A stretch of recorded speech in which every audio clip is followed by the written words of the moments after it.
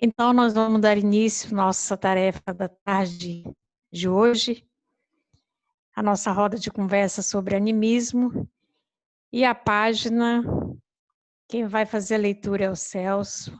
Logo em seguida, Dona Nelly fará a nossa prece de início, ok? Com você, Celso. Olá, boa tarde a todos.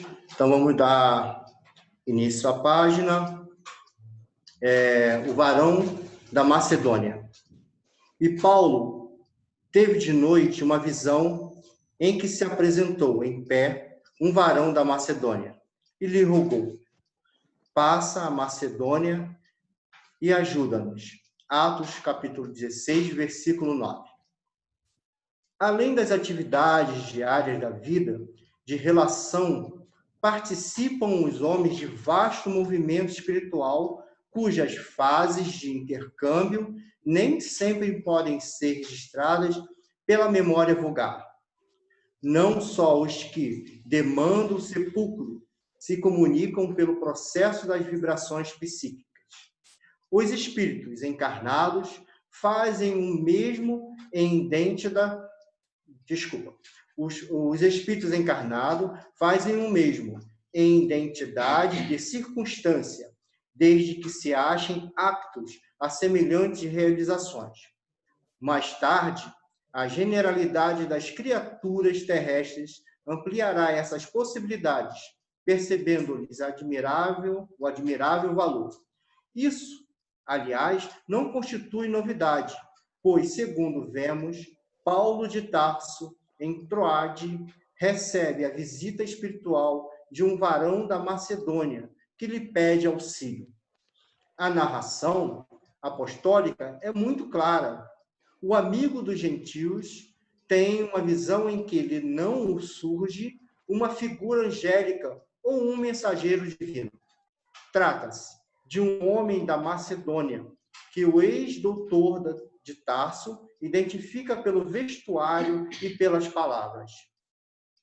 É útil recordar semelhante ocorrência para que se consolide nos discípulos sinceros a certeza de que o Evangelho é portador de todos os ensinamentos essenciais e necessário, sem nos impor a necessidade de recorrer a nomenclaturas difíceis, distante da simplicidade com que o Mestre nos legou a carta de redenção, na qual nos pede atenção amorosa e não teorias complicadas. Chico Xavier, Francisco Cândido Xavier, Caminho, Verdade e Vida, pelo Espírito de Emmanuel.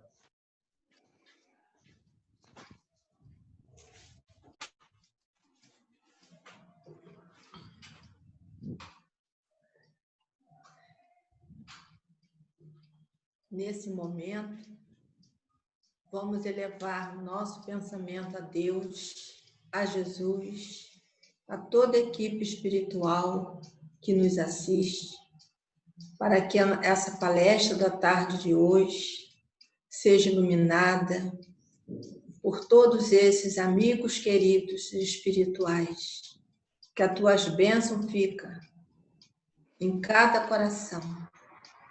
Abençoa todos nós, encarnados e desencarnados. Muita paz, muita luz, muito amor em cada coração. Graças a Deus. Assim seja.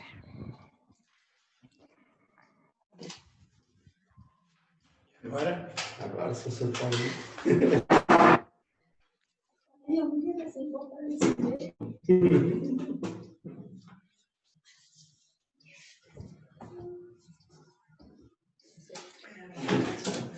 Nós estamos aí, boa tarde para todas e todos. Boa tarde, seu João Maceió. Que estão nos ouvindo. Muito carinho, estamos todos com saudade, estamos transmitindo um abraço para todos.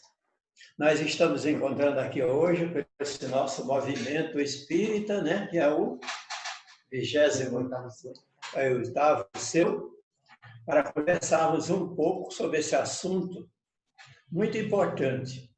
E eu, de todo o coração, aceitei o desafio apesar da idade, que a gente, quando chega a essa idade, já começa a esquecer. Mas eu botei um produto na mente para fazer me lembrar de tudo que fosse possível, né, para sustentar esse assunto. Então, nós estamos aqui à disposição. Eu tive o convite para nos usar um tema sobre 3 questões. A primeira sobre a expectativa, a segunda, se já tivemos experiência com o animismo, e o assunto principal seria o animismo e a existência na mediunidade, se há existência de mediunidade sem animismo. Então, na nossa primeira questão, qual é a sua expectativa em relação ao animismo? Essa foi a primeira questão abordada, né?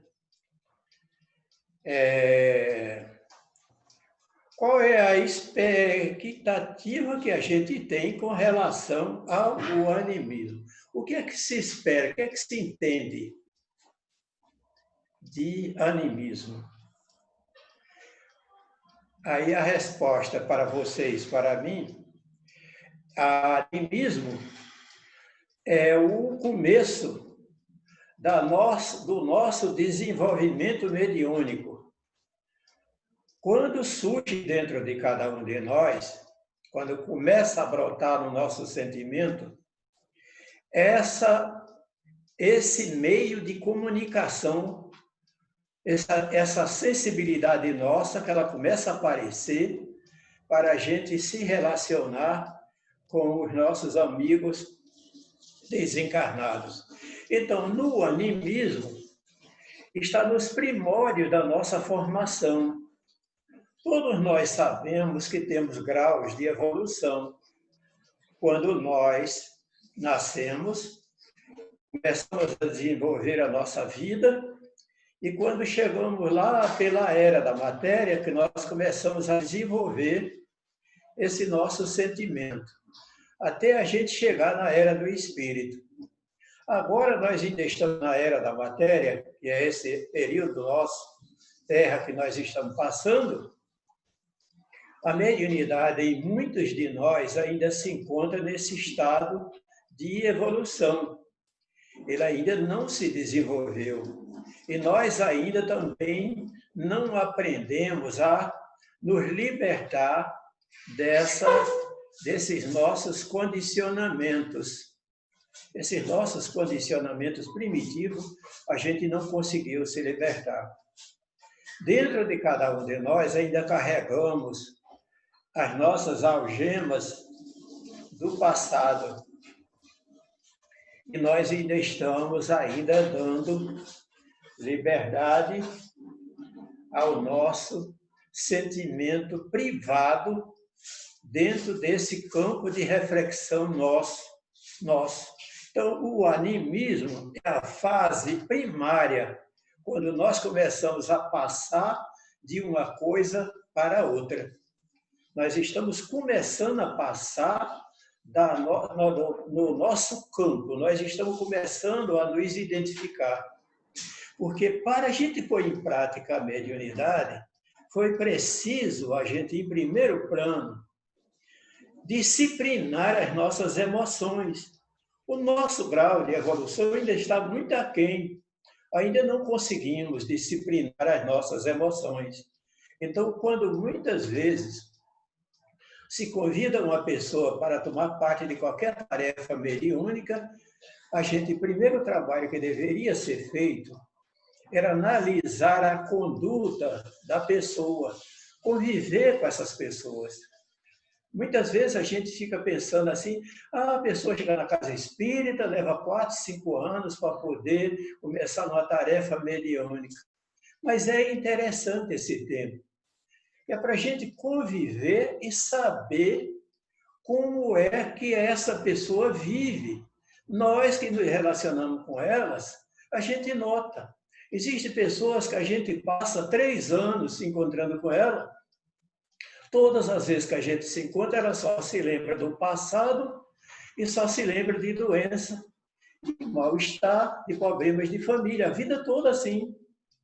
Aí nós perguntamos, esse sistema anímico está funcionando num processo auto-obsessivo dentro do animismo. Dentro do animismo. Então, no passado, antes do espiritismo, isso já foi estudado. Muitas pessoas procuravam os centros de pesquisa psicanalística para fazer estudo sobre a sua personalidade.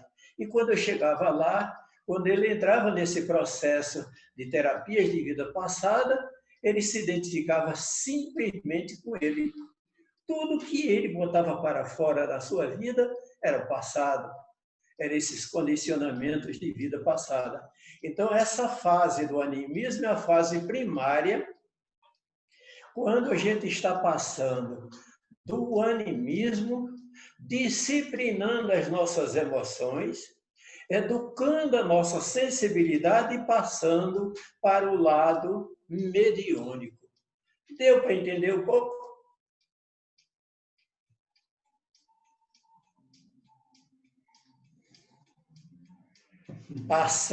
A passagem está sendo feita do animismo para o mediunismo. Mas é preciso disciplinar as nossas emoções. Aí vem a necessidade da pessoa trabalhar o sentimento das pessoas dentro do campo mediúnico. Quando muitas vezes se diz assim, fico com muita exigência para aceitar o médium. Isso ainda está ligado à primeira questão. São com muita exigência para aceitar o médium, não é a dificuldade de aceitar. É a personalidade da pessoa. Tudo isso está escrito, mas as pessoas não estudam. Isso está no livro dos médiuns, no capítulo 19 do livro dos médiuns, nas questões 2, 7 e 8 do livro dos médiuns. Mas a gente fica pensando, precisa de tanta coisa? Precisa. Uma das coisas que nós precisamos para ingressar nesse trabalho é dar liberdade ao nosso sentimento. A Joana de Ângela não fala?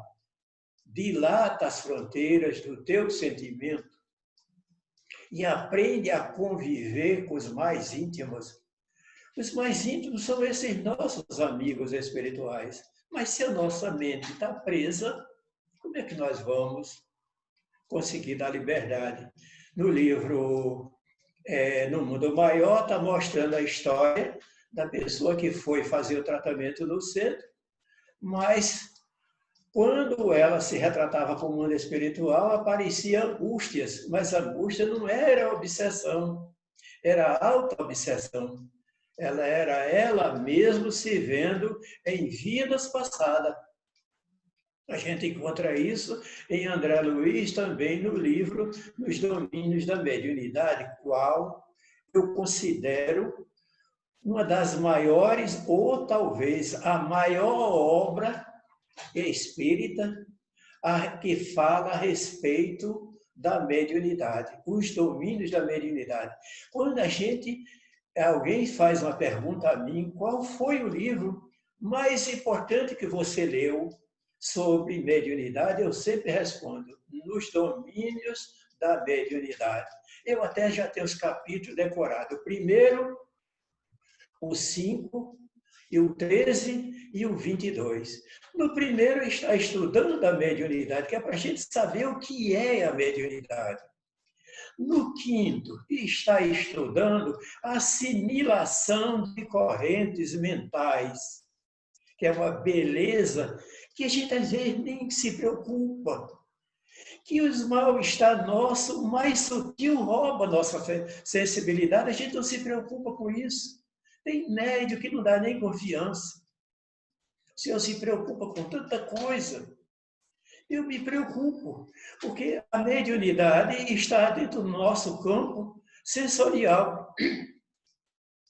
Toda beleza da sensibilidade parte do nosso equilíbrio emocional.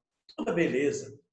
Aí a gente chega no livro Nos Domínios da Mediunidade, eu perguntei ao médico, já velho desses médios cabeludo, sobre esse assunto, ele disse, eu nunca li. Eu ainda citei O livro Missionário da Luz, capítulo 5. A pessoa disse, eu nem toquei nesse livro. Esse já li, passei por cima desse assunto, sem dar a mínima confiança. Mas a gente não pode desprezar de maneira nenhuma, porque é através da sintonia que nós nos conversamos com o mundo espiritual. Mas aí vocês estão fazendo a pergunta.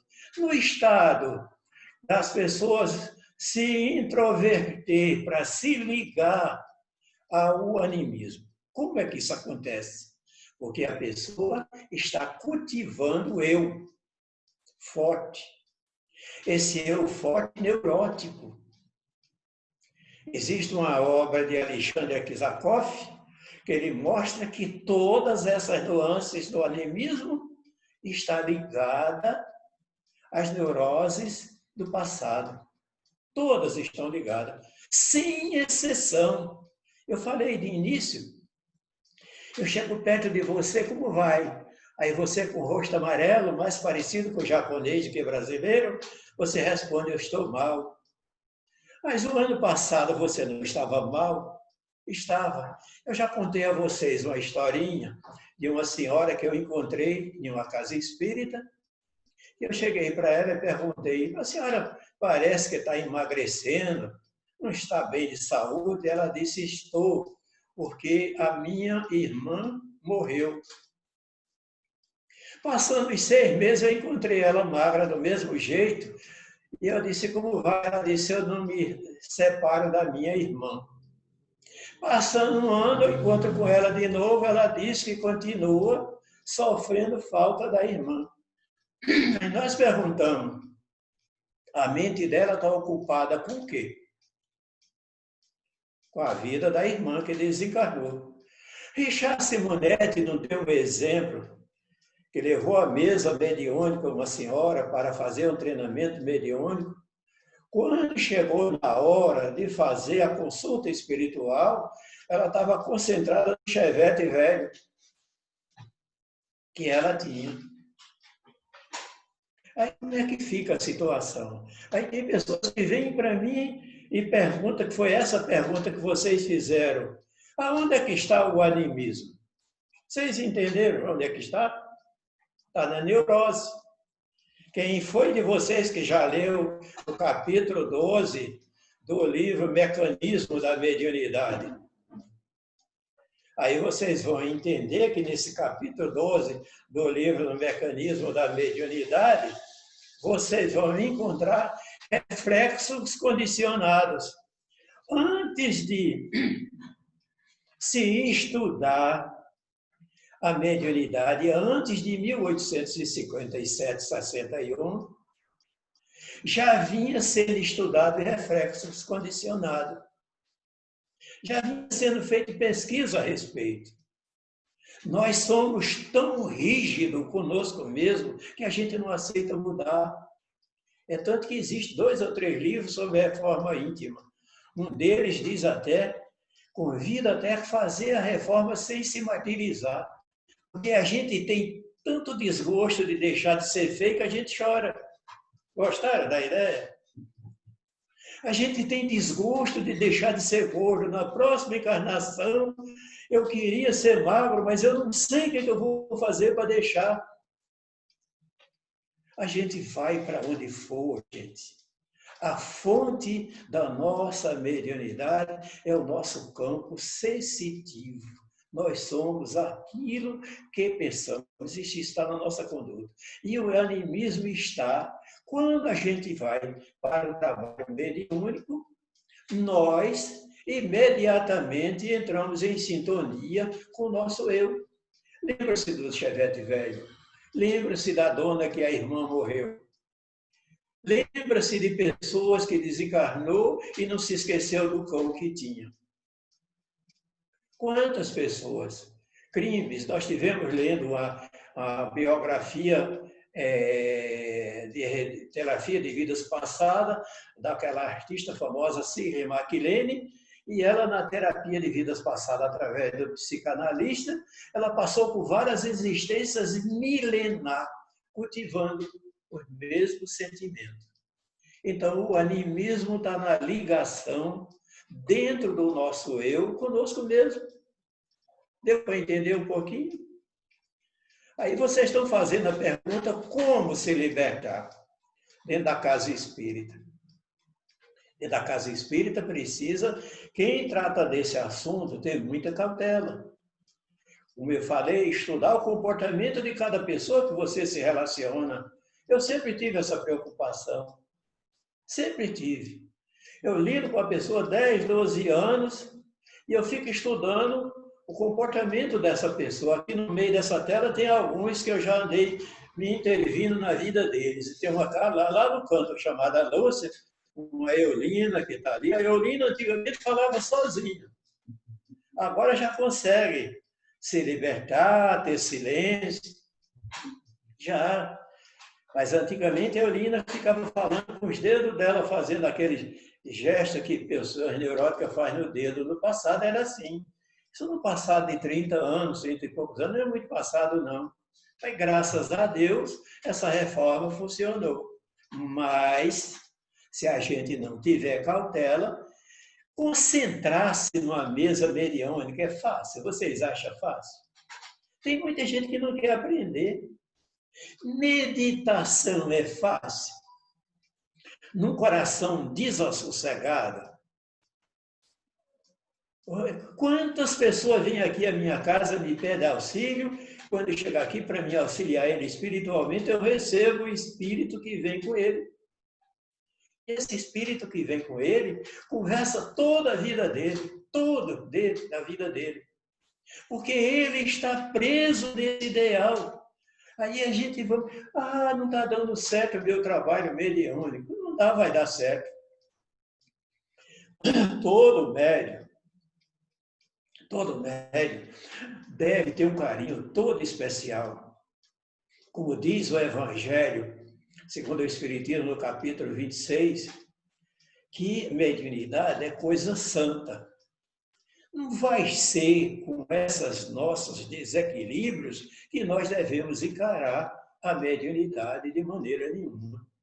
Nós devemos disciplinar as nossas emoções, cultivar sentimentos enobrecedores, vamos lembrar de Joana de Ângeles, conseguir se portar-se na vida com instrumento de bondade, para que não sejamos todo instante e toda hora ser atingidos com vibrações negativas, nem ser motivo de negatividade também na vida dos outros.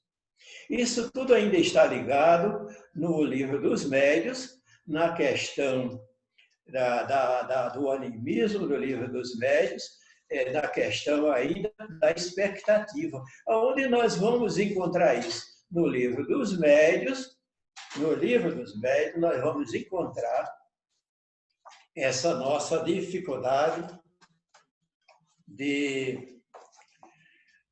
Livro dos Médiuns, no capítulo 19, no item 2, 7 e 8. A gente encontra isso. Perguntas estão sendo feitas no Livro dos Médiuns. Nós influenciamos as comunicações que recebemos, influenciamos. Toda comunicação espiritual, por mais perfeito que seja o médium, tem influência, tem participação do médium. Toda.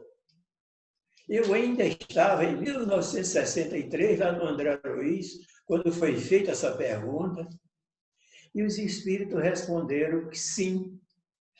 Quando você está recebendo a comunicação de um irmão imperfeito, você não corrige o vocabulário, você está se intervindo.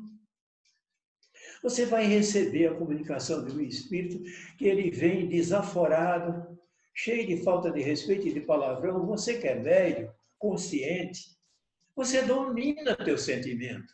Quando já estamos educados mediunicamente. Adiante do livro, no limiar do infinito, cobra uma lição cara essa questão, educar-se. A gente pensa que está desobedecendo os espíritos, não, mas é para desobedecer, porque nós somos conscientes. Nessa hora, se vier a falta de respeito ao palavrão, a gente tem que corrigir, porque nós estamos conscientes. Isso já foi levantado uma polêmica na USEEG, lá na Federação da Rua dos Inválidos, para combater esse assunto. Tem muita gente que diz assim, não, médium deve dominar tudo, nem tudo. Porque da espiritualidade vem joios e trigos. A gente não sabe, não estamos ainda à altura de ter uma equipe de santos em volta da mesa. Tem? A gente não tem. Se a gente não tem uma equipe de santos, nem de médios preparados, a gente tem que treiná-los devidamente para evitar essas falhas. Então, na questão 7 e 8 do livro dos médios, novamente toca. Existe influência? Existe influência. Muita influência. Muita influência. Se um médium foi vigilante, não existe aqueles médios que têm 2 planos de vida, dentro de casa um no centro é outro. Quando ele está em casa, a vida dele, me desculpe, é um inferno. Quando vai para o centro, toma banho, se ajeita todo, chega lá no centro, é aquela beleza, não é? Mas se senta na mesa mediúnica, mas aquele infernozinho que ele tinha em casa, ele não deixou em casa, não. A Joana de Ângeles fala que as influências que mais atormentam a vida da gente são as sutis, as mais sutis, aquelas que tocam a nossa alma com sutileza. É interessante a gente estudar, não é interessante? Que é para a gente sentir de perto. As influências, livro 2 do Missionário da Luz, capítulo 5, com toda a nobreza, nos domínios da mediunidade, a maior obra de André Luiz, ou talvez do mundo nesse assunto, capítulo 5, nos domínios da mediunidade. A gente tem que tomar nota disso direitinho, guardar e estudar. Aí depois vem a nossa conduta, no capítulo 13 dessa obra, nos domínios da mediunidade, que é para a gente se autodisciplinar. Nós somos aquilo que pensamos. Voltamos de novo. Nós somos aquilo que pensamos, voltamos ao nosso campo anímico. Nós criamos aquilo que imaginamos. Mas se nós não estamos libertos desses condicionamentos, aí entre você está dizendo, esses condicionamentos vão interferir na mediunidade? Vai, automaticamente vai, não tem dúvida. Aí a gente às vezes tem dificuldade de receber uma comunicação espiritual. Porque nós estamos, muitas vezes, sem o preparo devido. Sem o preparo devido. Tudo isso eu estou conversando sobre a primeira questão da expectativa. Devemos ter expectativa? Sim. Parte da nossa ligação. O nosso campo das nossas neuroses interfere? Sim. Para onde a gente vai, leva. Existem pessoas que vão ao centro 30 anos tomar passe para se livrar de uma obsessão, mas é de uma auto-obsessão. Às vezes as pessoas chegam para mim e dizem, Marcelo, mas aonde é que está o mal? Eu não resolvo, eu disse, está dentro de você. No dia que eu falei há pouco sobre conduta mediúnica, né, da liberdade nossa, reforma íntima. Eu disse, faz uma reforma íntima, mas eu não tenho jeito. Aí vocês estão perguntando a mim, o que é que a gente faz? Aprende a conviver com a obsessão. Aprende a conviver com o nosso sentimento doente. Se você não quer mudar, é muito difícil. Mas eu gostaria de ingressar no trabalho mediúnico. Aí existem muitas casas de espírito por aí que aceitam. Tem casas até que pedem que a pessoa, quando chega, pela primeira vez já vá tomar passe, né? Tomar passe e aplicar passe nos outros. Eu mesmo já fui em casas espíritas que as pessoas não me conheciam e me convidaram para aplicar passe. Que não é assim. Pelo problema vibratório. O problema vibratório é muito importante. Nessa primeira questão, deu para todos entenderem um pouquinho? Tá bom? Agora nós vamos já à segunda. Já teve experiência com o animismo? Essa é a segunda questão, não é isso? Já teve experiência com o animismo? Sim.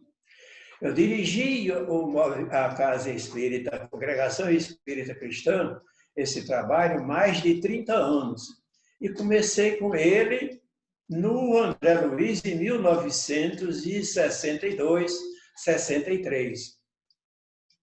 Durante todo esse tempo, a gente passou por muitas experiências. Lá no André Luiz, a gente fazia um treinamento prolongado para se identificar os médios. Eu não sei como é que vocês agem.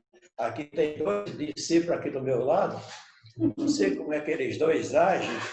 Antigamente se fazia de 6 meses, mas teve alguém aqui no ramal de Santa Cruz que alterou para 8 meses de treinamento.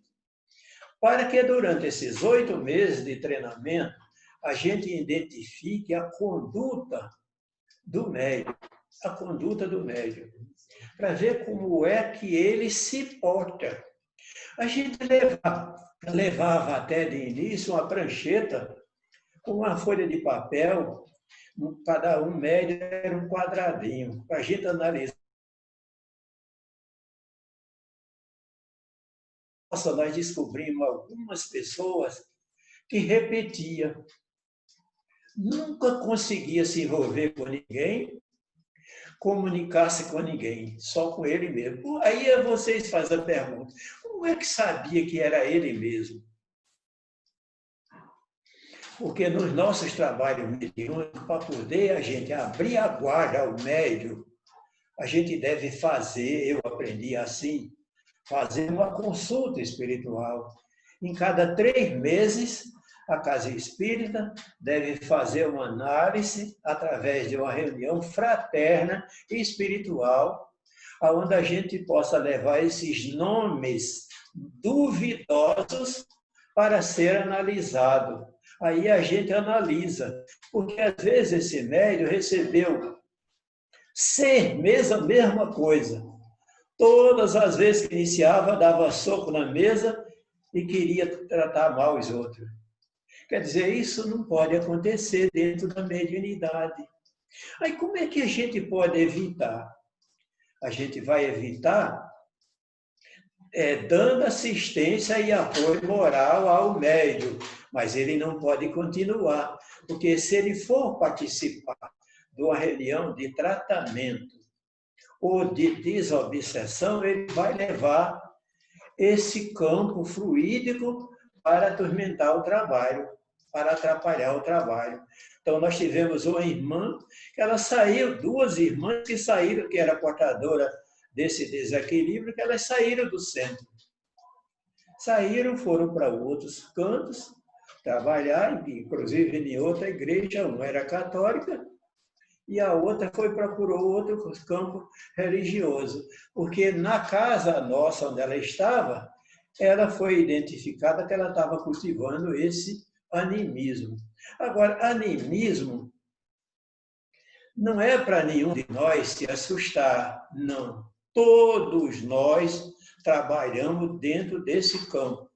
A diferença nossa, eu, por exemplo, eu estou aqui conversando com vocês, eu tenho assistência espiritual com maior facilidade para eles me ajudarem a fazer esse estudo que eu estou fazendo. A pessoa chega para mim e diz, o senhor pode me dar uma orientação? De repente, eu recebo a orientação devida que eu devo dar. Mas todos nós não somos assim. Cada um é cada um. Cada um está na sua faixa progressiva de identificação com a sua vida espiritual, com o seu equilíbrio. Cada um de nós está. Cabe a cada um. André Luiz, ele fala, periodicamente, faça um exame introspectivo. Estude a sua conduta. Veja se você está devidamente equilibrado com o seu sentimento. A gente deve fazer isso, mas tem pessoas que não faz. Tem pessoas que não faz. Tem pessoas que sentem dificuldade em fazer. Tá? Então, o animismo tem que ser estudado no treinamento mediúnico e no comportamento da pessoa em se relacionar com as pessoas que dirigem esses trabalhos. Aí vocês estão perguntando, e quem dirige o trabalho tem que ser analisado também, tá? A irmã está aqui perguntando. Tem que ser analisado também. A pessoa para dirigir esses trabalhos mediúnicos, diz o nosso querido Hermínio de Miranda, e no livro Diálogo Faz Sombra, o diretor do departamento doutrinário tem que ser uma pessoa devidamente aparelhada para essa tarefa. Devidamente aparelhada. Não pode ser confiada a qualquer um. Outra parte importante também é o orientador, que a gente antigamente chamava de doutrinador. Esse esclarecedor, não é isso? Esse esclarecedor tem que ser uma pessoa que tenha tato, nobreza, que esteja devidamente aparelhado para se relacionar com os espíritos de qualquer espécie. Se não tiver, ele bate de frente com as opiniões dos espíritos e com a postura do médium. Às vezes até fica nervoso, querendo corrigir defeito que não pode ser corrigido na hora.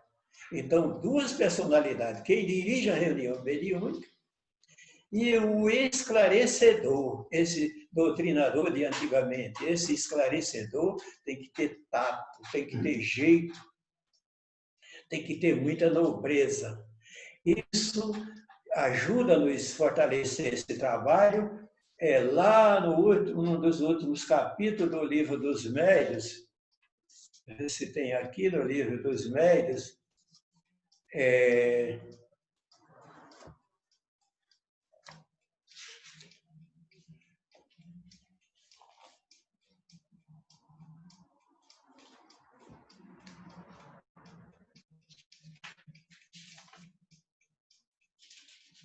Livro dos Médiuns, no capítulo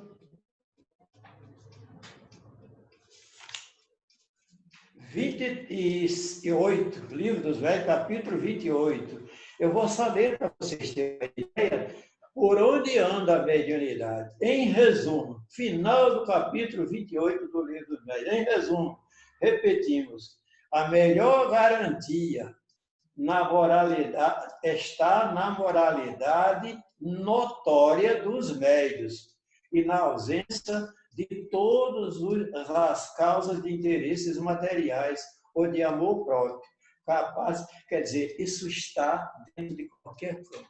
O esclarecedor é um médium que precisa de dignidade. A gente fala em dignidade, a gente pensa logo que é respeito. A dignidade é aquela pessoa cativa a Deus, instrumento da bondade de Deus. Ele, quando se aproximar dos espíritos sofredores de suas tarefas, ele só se apresenta com o sentimento voltado para essa beleza espiritual. Por isso que não é aconselhável qualquer pessoa, eu sou esclarecedor, eu vou dirigir a reunião, não. O dirigente, eu fui treinado estudar esse comportamento, tem que ter dois auxiliares devidamente aparelhados para nos ajudar. Quando houver a falha necessária, a gente é ajudado por esse médium auxiliar que está do nosso lado. Ele pede até licença, pedia licença. No André Luiz ele fazia isso, dá licença. A irmã, eu fiz parte do trabalho de cirurgia espiritual do André Luiz. Esses dois médios auxiliares eram de grande importância. Eu estou mostrando tudo isso a vocês, que é para notar que esse campo precisa de carinho, de muito carinho. Então, aqui eu respondi a resposta a vocês, a segunda, com relação ao animismo, tem que ser estudado dentro do treinamento. Se o médium for repetitivo e todas as vezes apresentar só um meio de se comunicar, vocês façam uma consulta espiritual ao mentor da casa a respeito do nome dele, para que ele não continue. Aí vocês estão fazendo uma segunda pergunta. E como deve ser tratado esse médium? Esse médium deve ser tratado como um carente de assistência espiritual, como um carente de assistência espiritual. Ele vai ser tratado até que ele consiga se libertar dessas algemas neuróticas e dar liberdade à sua consciência mais expansiva, com todo o carinho. Isso, com o decorrer do tempo, a gente consegue, porque existem vários tratamentos espirituais e o de autoobsessão é um dos que mais carece, porque é difícil da pessoa se desalojar desse campo, né? Aí tem a terceira pergunta. Não é a última, porque eu fiz também uma. 10 minutos, 10 minutos. Aí a terceira pergunta que vocês me fizeram: existe mediunidade sem animismo? Essa foi a terceira pergunta. Não. Toda mediunidade está ligada ao nosso campo sensorial. Toda mediunidade está ligada a esse campo. Só que precisa dessa disciplina, desse carinho, desse tato, desse jeito. No início, eu tinha dúvida. Os irmãos, amigos, vinham a mim conversar comigo, eu pensava que era eu. Foi preciso, uma vez, a pessoa disse: quando o senhor começar a receber, uma das coisas que ajuda muito a gente nesse campo é a mensagem escrita. Você não jogue fora. Você receba esses 6 meses de comunicação através da escrita e vá fazendo um confronto automaticamente. Se elas não for repetitivas, é porque não é animismo. E se elas forem diferentes, são de espíritos diferentes. É fácil da gente identificar. Mas tudo isso precisa desse equilíbrio. Volto de novo a citar Joana de Ângeles, da educação, da disciplina mediúnica, que é optativa. A gente estuda se quiser. Nesse capítulo 10 do livro No Limiar do Infinito, ela fala que quando nós não nos interessamos pela nobreza da mediunidade, nós caímos no erro, porque nós vamos ser vítima dela por interesse próprio. Então, é interessante, até Divaldo, Chico Xavier não pode receber, tinha um companheiro aqui da Ramal de Santa Cruz que dizia que não pode se comunicar com o espírito a qualquer hora, a qualquer instante. Não, não pode. Não pode, não se deve. Porque não é qualquer médium que está preparado para essa tarefa, não é qualquer um. Agora, aquele que estiver nas condições de ser um Chico, um Divaldo, ou um outro qualquer e parecido, pode. Porque eles são naturais, já nasceram assim. Mas nós que estamos em processo de formação, nós não estamos em condição de isso acontecer de maneira nenhuma, não pode acontecer. Eu vou repetir, eu tinha uma colega que dizia: eu recebo comunicação na beira do fogo, eu recebo poesia na cama.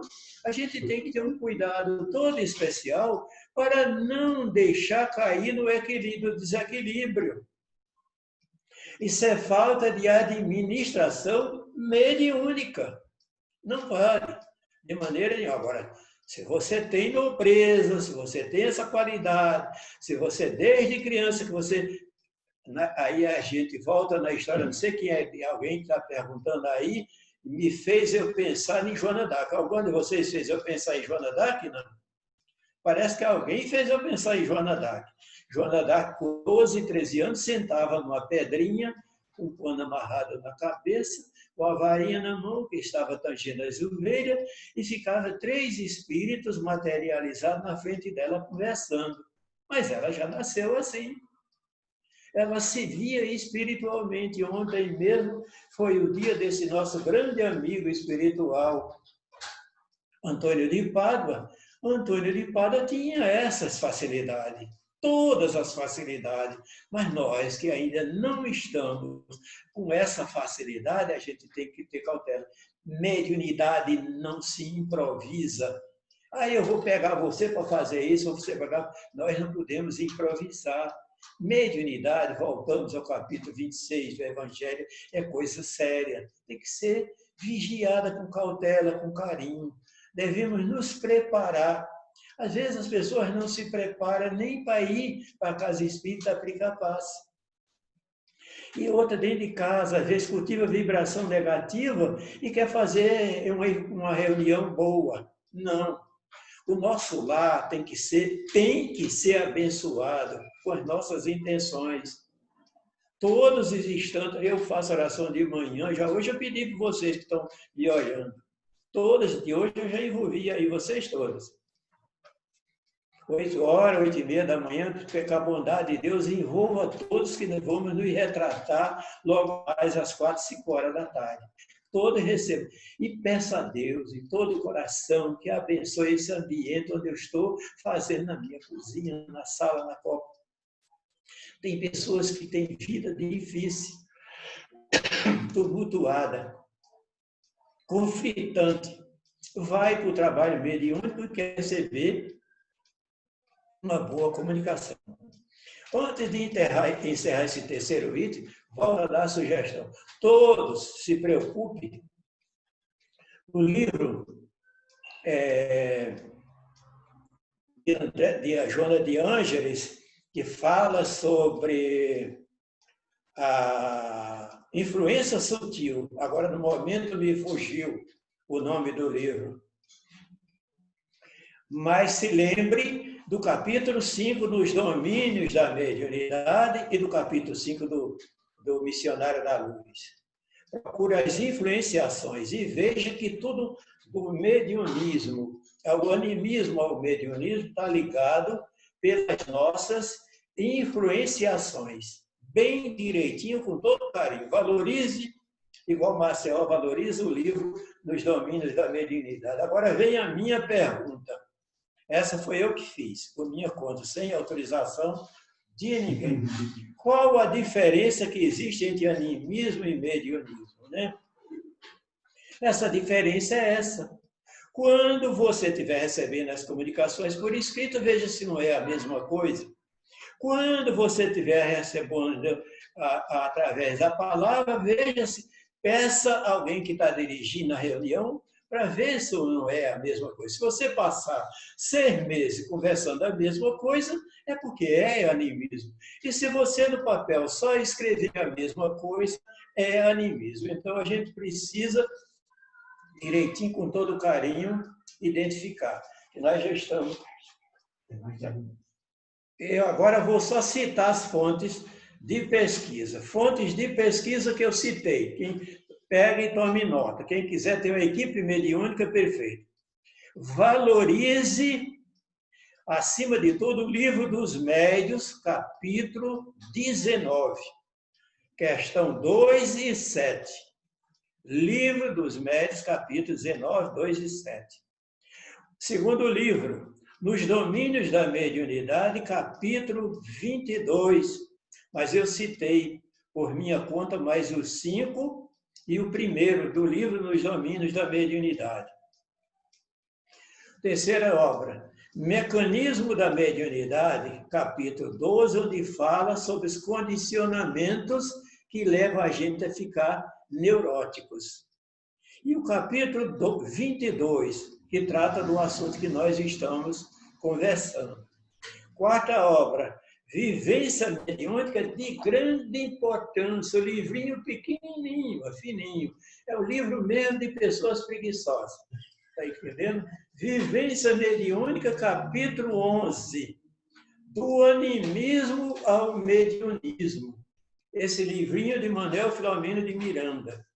Depois vem o quinto, Estudando a Mediunidade, capítulo 26, riquíssimo de assunto. Né? Ainda tem mais, que a gente às vezes fica pensando que é pouca coisa, né? Sexto livro, Qualidades da Prática Mediúnica. Afloramento, item 8, Mediunismo. A primeira parte desse livro, Qualidade da Prática Mediúnica, na primeira parte, cujo título é Afloramento, item 8, Mediunismo. O livro 7, que eu já citei, No Mundo Maior, capítulo 9, que fala sobre a neurose da dona. Livro 8, Memória e o Tempo. Foi um trabalho feito por Hermínio de Miranda, para aqueles que são cientistas, aí entre vocês deve ter algum cientista, né?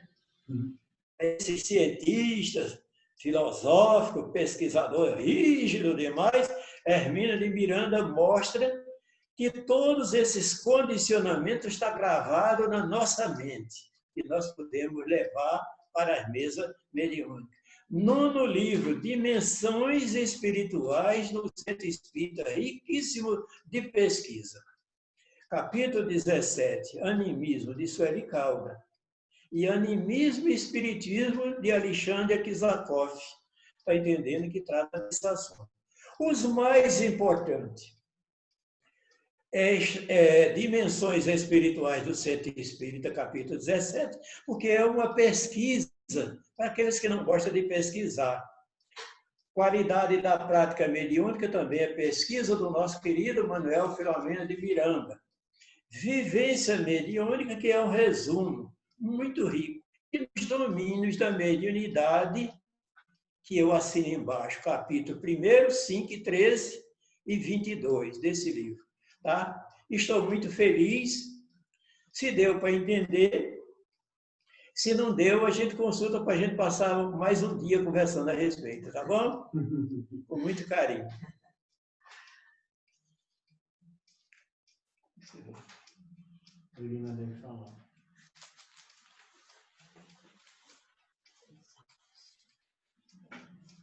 Deu para entender?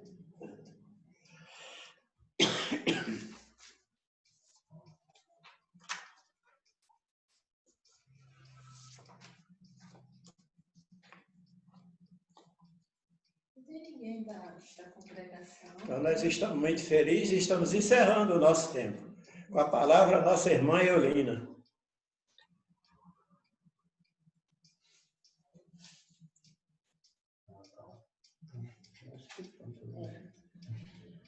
Quem faz a prece final é você? Não, né? Eu. Carmen.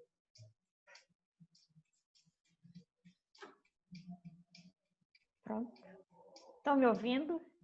Estamos. Sim. Porque aqui caiu a internet, eu perdi o... Então, gente, pena que já acabou, né? Alguém tem mais alguma dúvida depois dessa lista toda que a gente está levando de volta para casa? Vamos fazer isso quando a gente está no centro. A gente está levando a lista para casa. Alguma pergunta? Alguma dúvida? Olha só. É uma felicidade muito grande estar nesse momento com vocês, com o seu João Maceió, com toda a boa vontade dele de ajudar, de nos auxiliar nessa tarefa que é a mediunidade. Agradecemos do fundo do nosso coração a todos os presentes e vibrando por aqueles que não tiveram a oportunidade de se conectar conosco nessa tarde. Agradecemos a equipe da área de comunicação social, que sem eles seria muito difícil de realizar essa tarefa. E aqui nós vamos deixar um convite para o próximo domingo, à mesma hora. Nós vamos estar com a equipe do SEG, o nosso irmão, socorro, esqueci o nome, Celso, Jacobson, da Federação Espírita Brasileira. Ele vai estar conosco também no domingo, falando sobre fascinação. Estão todos convidados a estarem conosco no domingo. E aí, nesse momento, aproveitando que ele não vai poder dizer não, seu João Maceió está convidado a participar, fazendo a nossa prece de encerramento no próximo domingo. Como o senhor vai fazer isso, eu não sei. Chama Roberto, não sei quem que o senhor vai chamar. Mas a prece do próximo domingo é o senhor que vai fazer o encerramento da nossa etapa. Hoje pela manhã eu acordei assustada porque eu tinha esquecido de fazer a prece desse momento final. Mas aí alguém disse assim para mim: esse trabalho está começando hoje, termina só domingo que vem. Então a prece pode ser feita no próximo domingo. Mas eu vou fazer a prece agora. Agradecer a todos os espíritos amigos que vêm nos guiando, que vêm nos amparando, a nossa companheira Elmerinda, que a gente está junto nessa tarefa, aos demais colaboradores, e vamos pedir ao nosso Mestre Senhor Jesus, que tenha misericórdia de nós, das nossas faltas, das nossas incertezas, das nossas dificuldades de aceitarmos aquilo que ainda não podemos mudar. Mestre Jesus, Senhor da vida, médico de nossas almas, eis-nos aqui, Senhor Jesus, te pedindo serenidade de espírito, paz interior, equilíbrio, harmonia para os nossos pensamentos, para podermos juntos, Senhor, na prática da mediunidade, auxiliar os nossos irmãos que batem as portas das nossas casas espíritas em busca de socorro. Que a tua paz, a tua luz e a tua misericórdia infinita, Senhor, nos envolva a todos nesse momento que estamos passando de tamanha dor, de tamanha dificuldade, vendo tanto sofrimento, tantas dores, tantas desesperanças. Nós te pedimos, Jesus, luz.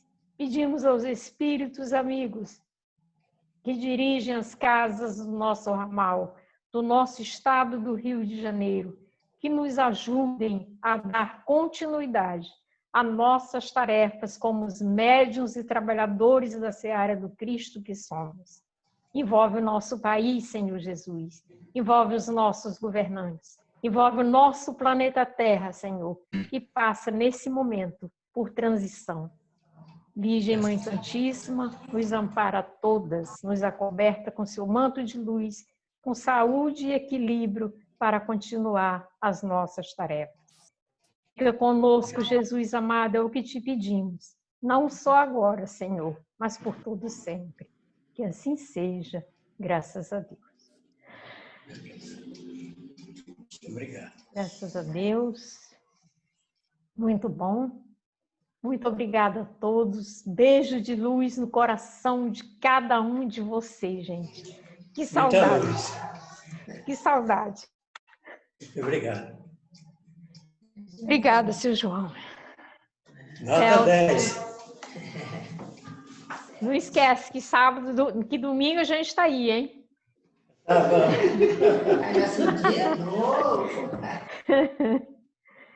Nelly, muito obrigada por ter te botado numa saia justa, mas valeu a pena. Muito obrigada. A todos vocês, gente. Beijo. Muito obrigada. Beijo. João Maceió, dona Nelly, Celso, a toda a equipe da área de comunicação social, pelo amparo, pelo apoio. Eu estou muito emocionada com tudo. Muito obrigada. Um beijo a todos no coração de cada um de vocês. Beijos de muita luz mesmo.